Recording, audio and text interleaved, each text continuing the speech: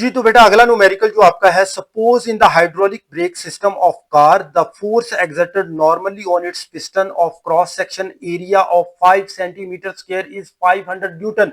अब एक कार है, ठीक है जी, उसकी ब्रेक्स आपने लगानी है, जाहिर बात है उसके अंदर जो सिस्टम लगा हुआ है वो कौन सा है, हाइड्रोलिक ब्रेक सिस्टम लगा हुआ है, उसके अंदर लिक्विड होता है, ठीक है बेटा। अब आपने पांव के साथ उसको दबाना है, तो जाहिर बात है आप क्या लगा रहे हैं, फोर्स लगा रहे हैं, और वो प्रेशर बना रही है सिलेंडर के एरिया के जरिए से, ठीक है जी। जो आप फोर्स लगा रहे हैं पांव के जरिए से वो कितनी है, 500 न्यूटन।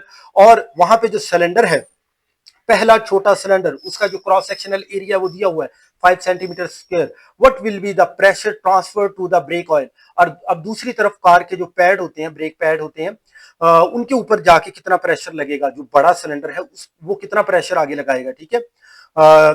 तो वो हमने फाइंड करना है, what will be the force on the second piston, और फोर्स कितनी लगेगी उस पिस्टन पे, बड़े पिस्टन पे, of cross sectional area 20 centimetre square, ठीक है। तो एक तो आपने प्रेशर फाइंड करना है बड़े पिस्टन पे, और दूसरा आपने फोर्स फाइंड करनी है, दो चीजें बेटा आपने फाइंड करनी है। तो चलते हैं न्यूमेरिकल की तरफ। जी बेटा, सबसे पहले गिवन डाटा है एरिया ऑफ स्मॉल पिस्टन, वो आपको सेंटीमीटर स्क्वायर में दिया हुआ था, तो फिर से सेंटी को खत्म करें, उसका तरीका बार बार मैं हर दफा साथ लिखता हूं ताकि आपको पता हो कि जो ये स्क्वायर होता है ना, ऐसे यूनिट का ये जो आपका प्रीफिक्स होता है उसका भी स्क्वायर होता है, तो ये जब इसको खत्म करेंगे तो ये बन जाएगा 10⁻⁻⁴।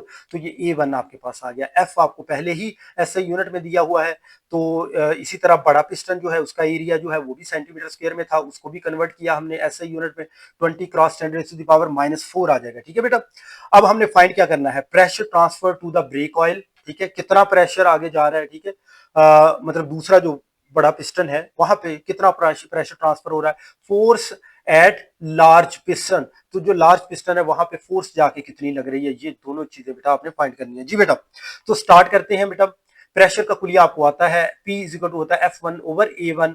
तो कोई बच्चा अगर ये सोच रहा है कि यहाँ पे P1 क्यों नहीं लिखा हुआ या P2 क्यों नहीं लिखा हुआ, तो बेटा ये आपने जब पास्कल्स लॉ पढ़ा था ना, तो आपको पता होगा कि pressure in all direction same transfer होता है, ठीक है ना।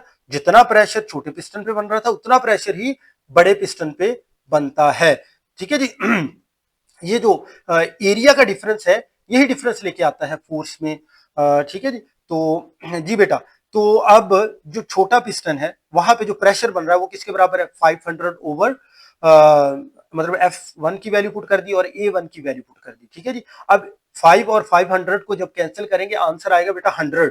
अब उस 100 के कितनी, अगर 10, उस 100 के 2 जीरो हो गए, और 10⁻⁻⁴ ऊपर जाके +4 हो जाएगा। अब इसके 4 जीरो, 2 जीरो उसके, 4 जीरो इसके, तो टोटल हो गया 6 जीरो, तो ये आपका आंसर आ गया, ठीक है जी, न्यूटन पर मीटर स्क्वायर। अगर इसको आपने पावर में कन्वर्ट करना है तो ये बन जाएगा 1 क्रॉस 10⁻⁶ न्यूटन पर मीटर स्क्वायर। अब इसी तरह से आपने प्रेशर तो फाइंड कर लिया, ये वो प्रेशर है जो छोटे पिस्टन पे एग्जर्ट हो रहा है, और यही आंसर किसके लिए है बेटा, बड़े पिस्टन के लिए भी है।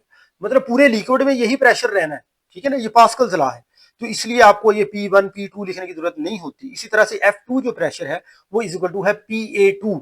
अब ये P कहां से लेंगे, वही प्रेशर जो अभी फाइंड किया है वही हम इस्तेमाल करेंगे। A2 आपको गिवन था 20 क्रॉस 10⁻⁻⁴ मीटर स्क्वायर, तो वो इस्तेमाल कर लेंगे बेटा। तो यहाँ पे आपने दोनों वैल्यूज लिख देनी है। ये कैसे कुलिया बना, इसी कुलिये को रीअरेंज करके आपने 2 के लिए इसको बना दिया, F2 is equal to PA2, ठीक है। वैल्यूज पुट करें, बस इसको सॉल्व करें, 21 से मल्टीप्लाई होगा 20 आ जाएगा, 10⁻⁶ और 10⁻⁻⁴ इनको जब सॉल्व करेंगे तो रह जाएगा 10⁻²।